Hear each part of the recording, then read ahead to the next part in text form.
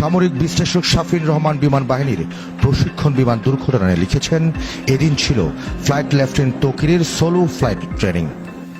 Solo flight training হলো একজন পাইলটের training এর সর্বশেষ ধাপ। ফাইটার জেট অপারেট করার জন্য একজন পাইলট যে হাই স্কিলড সেটি প্রমাণিত হয় সোলো ফ্লাইটের মাধ্যমে। ট্রেনিং এর এই পর্যায়ে পাইলটকে নেভিগেটর বা কো পাইলট বা কোনো প্রকার ইনস্ট্রাক্টর ব্যতীত একাই ফ্লাইট অপারেট করতে হয়। ফ্লাইট লেফটেন্যান্ট তৌকির সোমবার সেরকমই একটি ট্রেনিং ফ্লাইট অপারেট করছিলেন। যে কোনো প্রকার ট্রেনিং ফ্লাইট সিভিলিয়ান এরিয়া থেকে দূরে হয়ে থাকে, তবে সোলো ফ্লাইট সাধারণত আরবান এরিয়াতেই হয়ে থাকে। আর আরবান এরিয়াতে এ ধরনের সেন্সিটিভ ফ্লাইট অপারেট করার জন্য পাইলটকে যথেষ্ট কোয়ালিফাইড হতে হয়।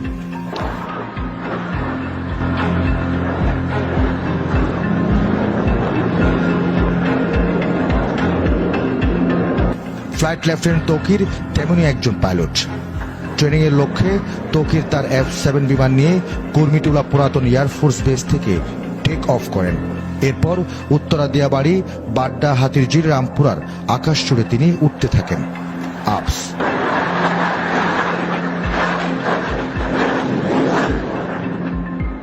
তবে কিছুক্ষণের মধ্যে তিনি বিমানে কিছু সমস্যা আঁচ করেন। কন্ট্রোল রুমে রিপোর্ট করে জানান যে তার বিমান আকাশে ভাসছে না, মনে হচ্ছে বিমান নিচের দিকে পড়ে যাচ্ছে। কন্ট্রোল রুম থেকে তাৎক্ষণিক রেসপন্স করে ইজেক্ট করার জন্য জানানো হয়। ফ্লাইট লেফটেন্যান্ট তৌকির শেষ মুহূর্ত অবধি চেষ্টা করেছেন বিমান বাঁচানোর জন্য।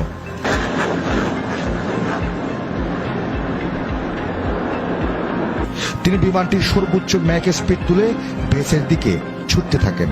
এরই মধ্যে কন্ট্রোল রুমের সাথে পাইলটের যোগাযোগ বিচ্ছিন্ন হয়ে যায়। তার ঠিক 1 থেকে 1.5 মিনিটের মধ্যেই বিমানটি নিয়ন্ত্রণ হারিয়ে উত্তরা মাইলস্টোন স্কুলে বিধ্বস্ত হয়।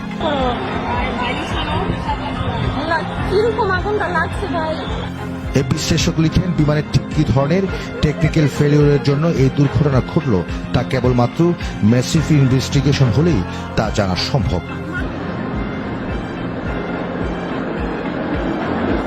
প্রবাল নিউজ, কক্সবাজার।